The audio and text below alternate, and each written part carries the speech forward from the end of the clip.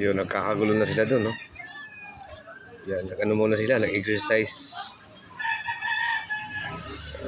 Exercise muna kasi mamaya may mga bita-bita sila dyan. Okay. Exercise muna yan. Mamaya konti, alam na.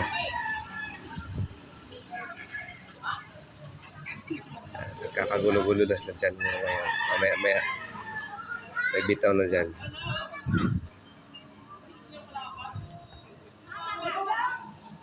Make sure na walang iiyak dyan, ha. Baka mamaya yung pambili ng bigas ma-diskuhido pa.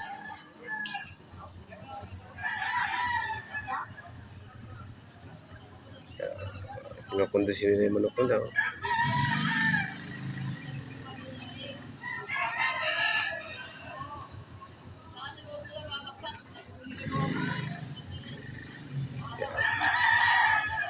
Mamaya dyan, may maglalabas na ng pulutan.